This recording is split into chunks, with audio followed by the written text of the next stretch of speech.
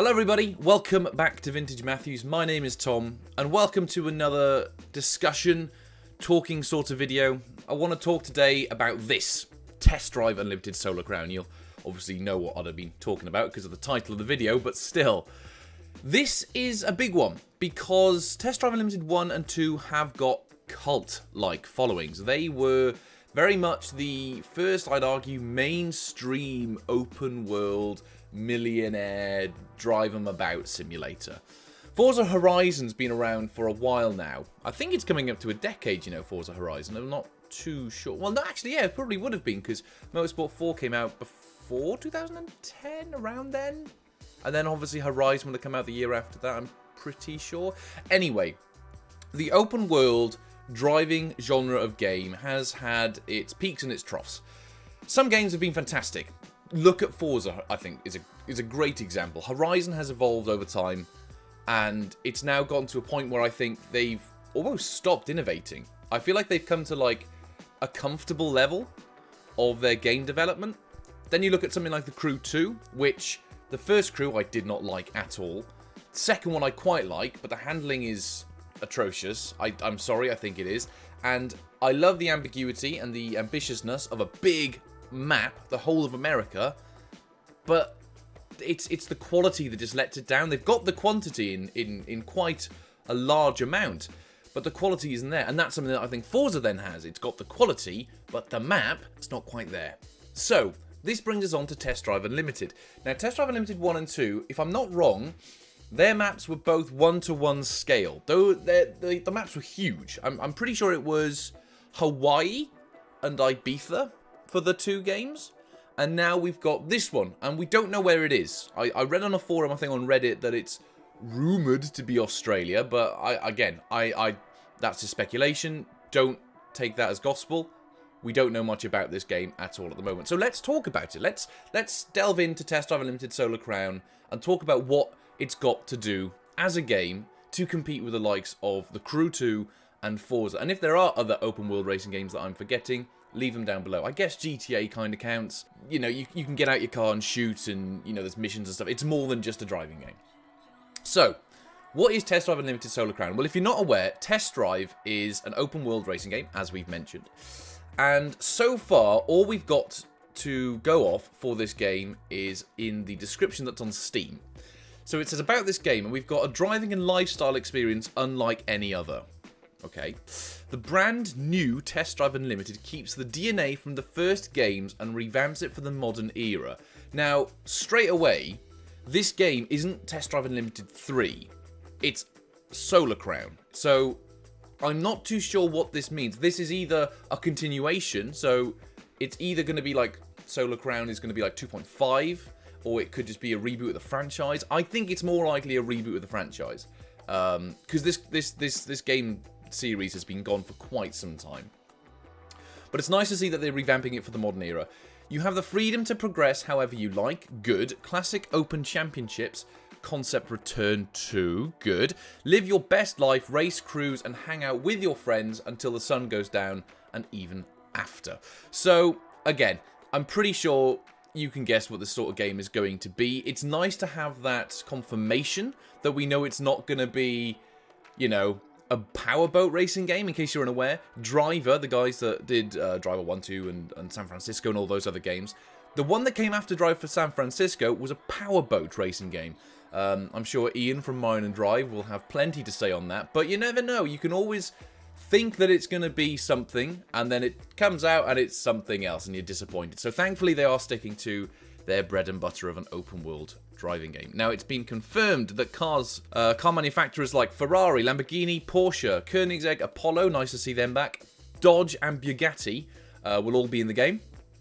You'll have to work really hard to work your way up to have the privilege to drive them. Good. I like that. I like a good progression system. Customization is not then reserved just for your car, but it's also for your avatar as well. You've got to dress to impress. Now, this is good. This is fantastic, because the big issue I have with the likes of Forza and The Crew is that Test Drive always made buying a car a spectacle. They always made, when you went to a dealership Okay, you went to a dealership and you would look at the cars and then you'd buy one, you take it for a test drive if you wanted to, and then, you know, if you liked it, you'd end up purchasing it. With Forza and the Crew, apologies for bringing these up quite a lot, because these are the big two dogs that have got to be competed with by this game. Those games, they make buying a car not that rewarding, especially Forza. Don't get me wrong, I like Forza Horizon, but you just turn a corner and it's, congratulations, you've won a Lamborghini. Oh, okay, thanks. And here's a house. Oh, okay. It just throws stuff at you. And then you get the wheel, in which earning credits I'm fine with. That's fine. I think earning a nice amount of money is always good. But I want to make spending that money more fun. And when you've just got a complete screen of just cars in a checkerboard sort of pattern, and you just click one, you buy it, that's it. There's not that much fun in doing that. But actually driving to somewhere like a dealership and buying cars like you can in Test Drive, that's really cool. And I'm glad to see that that is hopefully going to be returning. So, what else have we got? So, KT Racing and the legendary game developer of Test Drive Unlimited 1 and Test Drive Unlimited 2, Alan, French last name, I'm guessing, they're bringing their driving simulation expertise to apply a strong development foundation. Discover a brand new, vast and vibrant real-world location that's been built 1-to-1 scale, so they are sticking to that. This is your Test Drive Unlimited Solar Crown. More to come. More to come. There should not be a space between the exclamation mark and the letter E. They go next to each other. Grammatically wrong. This game is going to fail. I'm outraged. Of course not. I'm taking the mick there. But that's just my OCD kicking in. So, let's have a look then at the trailers that they have released. So if we go into the YouTubes, here we are. If I go into full screen, let's have a look at the head-to-head trailer. Now, I'm going to have to put this quite quiet because I'd imagine it's copyrighted music. So, let's have a look at this then. So, we've got Xbox logo, of course. So, I'm pretty sure the cars that I saw in this was the DB11 and the Range Rover SVR. So, there we go. We got some logos. Right. Let's have a look at this then. So, what car dealerships can we see? So, we've got Bentley, Mercedes, Bugatti, Aston Martin, Ferrari, Audi, Lamborghini there on the right. I think that's another Audi one down there. So we've got a nice selection of cars. Some of these weren't in the description, so it's nice to see some of these big brands. SV. Okay, so we've got two characters here. We've got a male and a female. Some deer with with key rings hanging off its antlers. Okay, maybe that's like interior customization. I'm not too sure. And there we go, there's the Ranger Rover, the Wayne Rover, a nice DB11 there. Now, interesting, I don't know if this is a little Easter egg or something, but I feel like these number plates mean something. Because you've got N and E, and I'm wondering if that means north and east. I'm wondering if these are possibly coordinates, teasing the map location. I feel like they're way too in your face to not mean anything. This could just be my constant love for like Call of Duty Easter eggs and reading too much into everything. But I don't know, maybe that is a little secret. Maybe that does mean something. Maybe they are coordinates, who knows. So we've got the two cars, lovely jubbly. Casino's back, hooray! I'm sure everyone's happy about that. Gambling, fantastic. As long as there's new loot boxes, I will be happy. Speaking of being happy, a little bit disappointed that it's all just a pre-rendered cutscene trailer. I was hoping for something a bit more. It looks lovely, but it's all pre-rendered guff. There we go. Wheel spins, the heart rate. Oh, she's gambling her car. Oh, her heart rate's gone right up, and they're off. And how the guy driving the Aston Martin wasn't able to pull away from that Range Rover, I do not understand. Xbox Series X and Xbox One. PS4, I believe it's coming to as well. And PS5 and PC. So, there we go. I don't think there's anything else left in the trailer. July 2021. That's 3 months away. And all we've had to see for the game so far is that teaser trailer. Now, if you head onto Twitter, this is the official Twitter page for Test Drive Unlimited. And this is obviously the home for all the new Solar Crown stuff that's going to be coming out. So we got the trailer premiere there.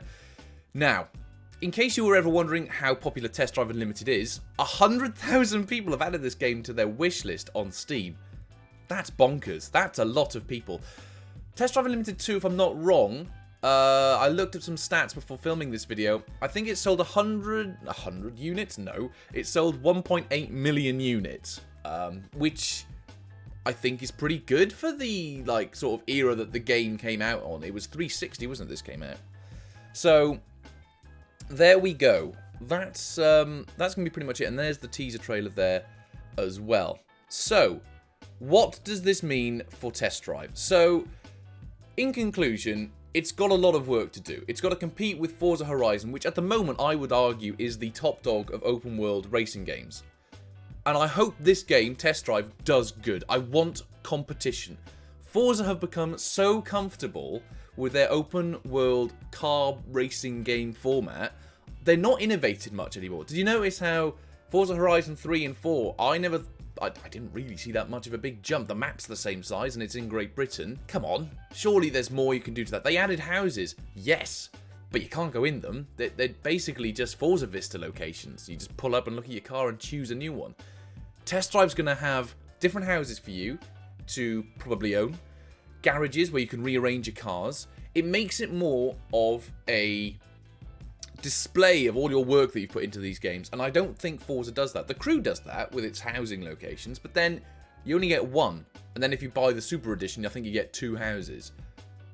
I want more than that. If I want more, and I hope this game does good. I wasn't a big fan of Test Drive Unlimited 1 and 2. I thought the handling was absolutely atrocious, and the graphics were potato quality even for the time of its release, but I want this game to do good. Don't take that out of context. I want this game to do good. So, what does this mean for you guys? Well, I want to know. Do you guys want this game, or do you not want this game? Are you excited? Are you worried? Did you like Test Drive Unlimited 2?